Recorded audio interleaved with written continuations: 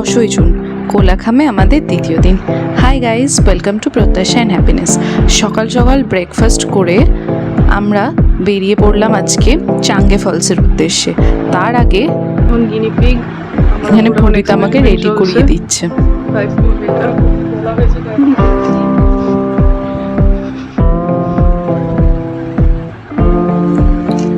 আমাদের গাড়ি এসে গেছে আর আমরা বেরিয়ে পড়লাম। আমরা যাচ্ছি চাঙ্গে ফলস। চাঙ্গে ফলস যেতে গেলে বেশ খানিকটা ট্রেকিং করতে হয়, সেটা আমরা রিসর্টেই শুনলাম, কিন্তু এক্স্যাক্টলি কতটা সেটা বুঝতে পারিনি। এই যে এই সরু যে রাস্তাটা, সিঁড়িগুলো, এইটা দিয়েই চাঙ্গে ফলস যেতে হয়। এখানে টিকিট ছিল পার পারসন 10 টাকা আর লাঠি চার্জ ছিল পার পারসন 10 টাকা। লাঠি ছাড়া ট্রেক করতে একটু অসুবিধে হয়। এই ছিল রাস্তাটা, এইরকম।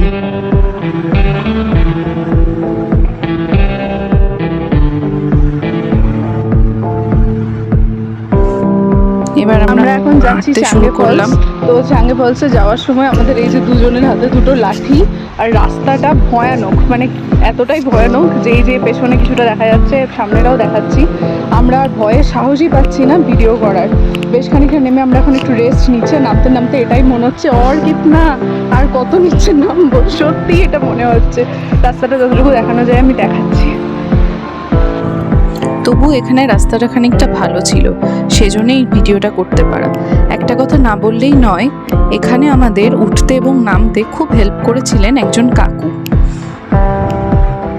সে কাকু হয়তো আমার ভিডিও দেখবেনও না এবং উনি বাঙালিও নন, কিন্তু সত্যি ওনার এই হেল্প আমি কোনোদিনও ভুলবো না। হয়তো আমরা অর্ধেকটা এসেছি, কারণ একটু জলের ছিটে ফোঁটা দেখতে পাচ্ছি। নামার সময় নেমে তো গেলাম, ওঠার সময় যে কী করবো ভগবানই জানে। এই যে দেখো জলের অংশ।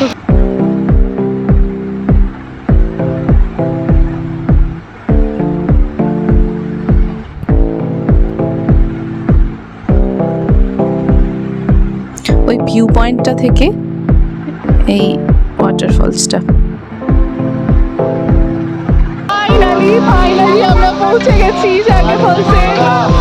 মানে প্রচুর পরিশ্রম করে, প্রচুর এবার পরিশ্রমটা সার্থক। দারুণ লাগছে, দেখাচ্ছি এখনই। কিন্তু ব্যাপারটা হচ্ছে আমরা উঠবো কি করে, এটা একটা কথা। এখানে এখন 2 ঘন্টা বসে থাকবো, এইটুকুটাও শিওর। খুবই সুন্দর মনে হচ্ছে, এখানে বসেই থেকে যাবো। দেখাই ক্যামেরাটা অন করে।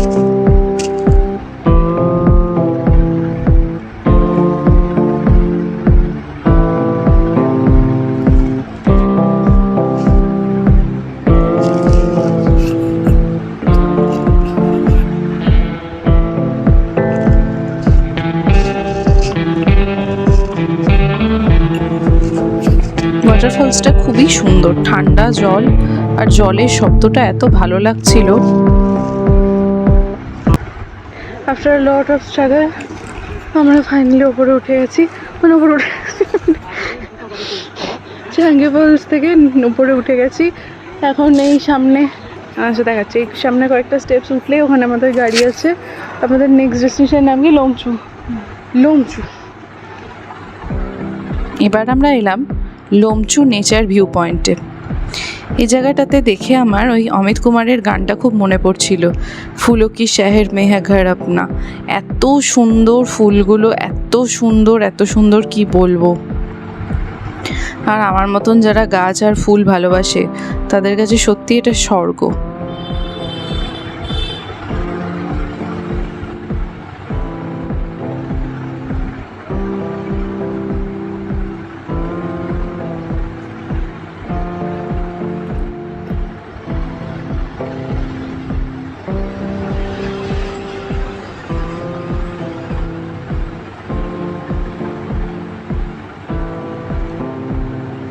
একদম ফাঁকা নিস্তব্ধ একটা জায়গা, আর সেখানে এত ফুল গাছ।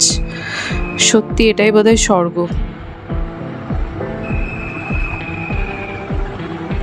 এরপরে হোটেলে ফিরে লাঞ্চ টাঞ্চ করে আমরা খানিকক্ষণ রেস্ট নিলাম, কারণ পূর্বিতার শরীরটা খুব একটা ভালো ছিল না সেদিন। বেলা একটা লম্বা চওড়া ঘুম দিয়ে আমরা কটার দিকে উঠলাম, 5:30 6টার দিকে। অ্যাকচুয়ালি হোমস্টের ওই যারা কেয়ারটেকার ওরা এসে নক করলো, তখন আমরা চা খেলাম। চা খেয়ে তারপরে খানিকক্ষণ বাদে মোমো খেলাম। এখন আমি আর ও বসে এই উপরের এই যে ডুপ্লে জায়গার যে এটা আছে ছাদটা, ওখানটাতে শুয়ে শুয়ে গল্প করছি। এখন আরও খানিকক্ষণ আমাদের গল্প চলবে, তারপরে ডিনার হবে। তো ডিনারে দেখা যাক কি থাকে আজকে।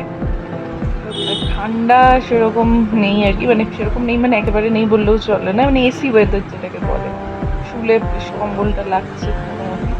আর এমনি দিনের বেলা যখন, বিশেষ করে যখন আমরা চাঙ্গে ফলসে হাঁটছিলাম তখন প্রচণ্ড ঘাম হচ্ছিল, তখন অনেকটা হেঁটেছি, কিন্তু কমফোর্টেবল ওয়েদার মোরলেস। সেদিন ডিনারে ছিল রুটি, আলুর তরকারি, চিকেন। আর এটা ছিল আমাদের চাঙ্গে ফলসের একটা ছবি। তারপর আমরা আমাদের কিছু বন্ধুকে ফোন করে গল্প টল্প করলাম, স্পেশালি যার আরেকজন যার আমাদের সঙ্গে আসার কথা ছিল কিন্তু আসতে পারেনি, তাকে ফোন করে খানিকক্ষণ ঝগড়া করে তারপর আবার যাই হোক গল্প আড্ডা খিল্লি এসব করলাম। তো আজকের ব্লগটা এখানেই শেষ করছি। তো ভালো লাগলে লাইক করো, চ্যানেলটা সাবস্ক্রাইব করে দিও। টাটা, পরবর্তী ব্লগ খুব শীঘ্রই আসছে।